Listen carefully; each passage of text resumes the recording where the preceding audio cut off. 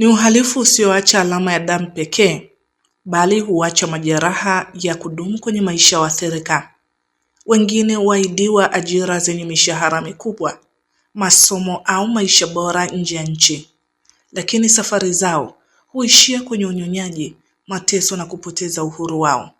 Huu ndio usafirishaji haramu wa binadamu, uhalifu unaozidi kutishia jamii duniani. Tunaanza kuvaa utupu ambao sio maadili kwa jamii. Ni binti ambaye amepitia madhira mazito baada ya kuwa muhanga wa usafirishaji haramu wa binadamu, ambaye awali aliahidiwa kufanya kazi za dukani, lakini aliamua kufanya kazi baa na kutumikishwa.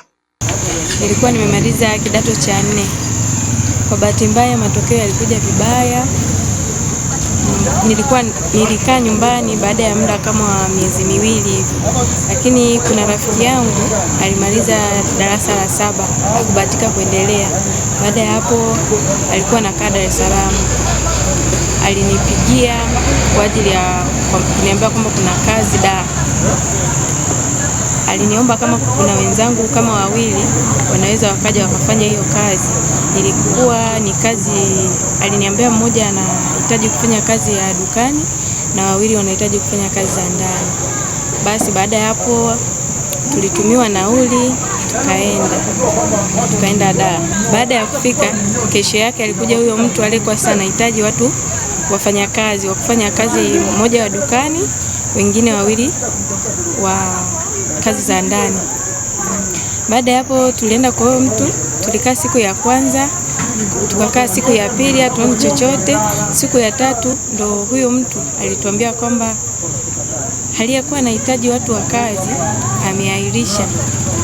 ameahirisha, hamna kazi tena. Baada ya huyo mtu kusema kwamba hamna kazi tena, yeye huyo mtu ndo akasema usijali, mimi nitawapeleka kwenye kazi yangu. Kumbe ilikuwa ni kazi ya baa, ya kufanya kazi ya baa. Kikweli haikuwa malengo yetu kufanya hiyo kazi, lakini kwa kuwa huko da tulikuwa hatuna ndugu, hatuna nini, na huyo rafiki yetu alikuwa anakaa kwa mtu aliyemwajiri, tulikuwa hatuna namna. Baada ya kufanya kazi mara ya kwanza tulifanya kawaida, mara ya pili tulifanya kawaida, lakini kadiri siku zilivyokuwa zinaenda mambo yalikuwa yanabadilika. Ilikuwa mara yalianza kwenye mavazi, tunaanza kuvaa mavazi ambayo sio ya maadili, tunaanza kuvaa utupu ambao sio maadili kwa jamii, tulianza kuwekewa masharti ambayo sio hayafai. Baada ya hapo mara wateja wanakuja, wanatoa masharti ambayo sisi, huduma wanaoitaka wao, kila huduma wanaotaka wao wanataka wapewe.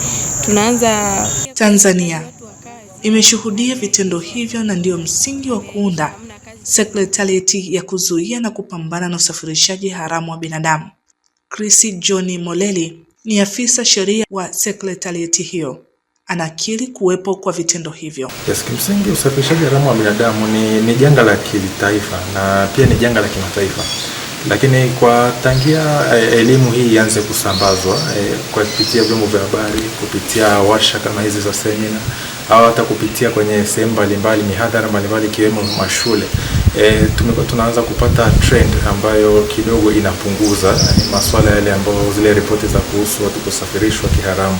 Kwa hiyo trend kwa sasa inaonyesha kwamba sio kama ilivyokuwa awali.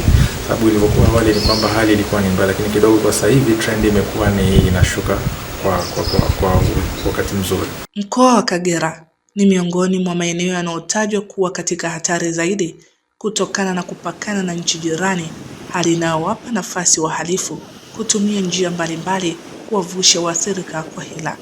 Kutokana na hali hiyo, shirika la Wote Sawa chini ya ufadhili wa shirika la CVM limewakutanisha viongozi wa dini, vyombo vya ulinzi na usalama, wataalamu wa ustawi wa jamii pamoja na idara ya uhamiaji katika semina ya kujadili namna ya kuimarisha mapambano dhidi ya uhalifu huo. Lengo la semina hii ilikuwa ni kujengeana uwezo baina ya wadau wanaofanya kazi moja kwa moja katika eneo la kuzuia usafirishaji haramu wa binadamu, na kuwajengea uwezo namna gani wanaweza kupambana na kutatua changamoto hizi ambazo zinaokumba mkoa wetu wa Kagera. Na lengo letu pia ilikuwa ni katika kuandaa timu ambayo itakayoweza kupambana na kushirikiana na kupambana na masuala mazima ya usafirishaji haramu wa binadamu. Tunayoona yanaenda kutokea ni matokeo mazuri sana, kwa sababu kwanza wadau wamekubali kabisa changamoto za usafirishaji haramu wa binadamu zipo katika ngazi ya mkoa, na baada ya hapo mpango kazi ambao tumeuandaa, tunaamini kabisa matokeo haya yanaenda kutokea, kwa sababu ule utayari uliopo kwa viongozi pamoja pia na utayari wa serikali katika kupambana na masuala mazima ya usafirishaji haramu wa binadamu. Kwa hiyo tunaamini katika kipindi hiki ambacho tunaanza shughuli za utoaji wa elimu, ushirikishanaji wa wadau, tutaona kabisa matokeo. Watoto, vijana na wanawake wanatajwa na Jeshi la Polisi mkoani Kagera kuwa wahanga zaidi. Linasema usafirishaji haramu wa binadamu mara nyingi huanza kwa ahadi za uongo, huku likisisitiza umuhimu wa wananchi kutoa taarifa mapema wanapobaini viashiria vya vitendo hivyo. Jeshi la Polisi tunakutana na hiyo changamoto ya makosa ya usafirishaji wa binadamu especially katika mkoa wetu wa Kagera, kwa sababu ni mkoa wa pembezoni, tumepakana na nchi nyingine za jirani. Wahanga wakubwa wa makosa haya usafirishaji wa binadamu ni watoto, vijana na wanawake, na ni rahisi kurubuniwa kutokana na changamoto mbalimbali. Mfano, mambo ya ajira, mtu anakuwa hana ajira, kwa hiyo ni rahisi kurubuniwa, twende ukapate ajira sehemu fulani. Mtu anaweza kapewa twende ukafanye kazi labda za ndani kwenye familia ya watu wawili, akifika kule anakuta tofauti. Pengine akutana na familia ya watu hata 20, au anaambiwa twende ukapate ajira ya michezo, lakini akifika kule anaenda kukuta tofauti. Wapo watu wanaondoka wanapewa bila ajira za ndani, lakini ukifika kule wanaingizwa kwenye mambo ya ukatili. Pamoja na uwepo wa vitendo vya usafirishaji haramu wa binadamu, idara ya uhamiaji mkoani Kagera inasema lipo wimbi kubwa la magendo ya binadamu, na kwamba ili hayo yote yadhibitiwe, ushirikiano wa wananchi unahitajika. Kuanzia mwezi wa kwanza mpaka mwezi wa 6 tumekamata takriban watu 12,000.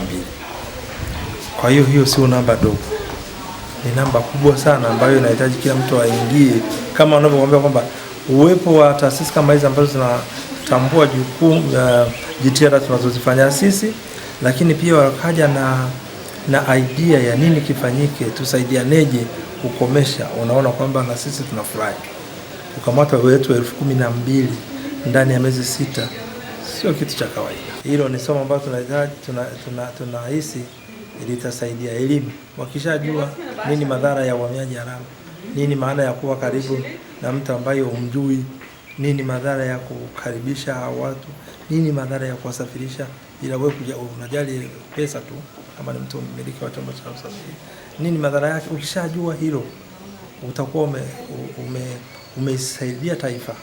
Yanayotokea kwenye nchi nyingine mnayaona kwenye vyombo vya habari. Watu raia wameamua sasa, wanaamua kupambana na wageni. Licha ya kulishukuru shirika la Wote Sawa na CVM kwa kushiriki katika mapambano ya usafirishaji haramu dhidi ya binadamu, wadau wanasema mapambano haya yatafanikiwa iwapo jamii, taasisi na serikali watashirikiana. Elimu, ulinzi wa watoto na utoaji wa taarifa kwa wakati vinatajwa kuwa nguzo muhimu katika kukomesha uhalifu huo. Kongole shirika la CVM kwa kuwa tayari kuunga mkono jitihada za mapambano ya usafirishaji haramu wa binadamu kwa kumuunga mkono Wote Sawa. Hakika hiki kilichofanyika wadau wanakiona kama chachu ya mapambano hayo. Mimi ni Mboke Shilagi, msimulizi wa makala hii.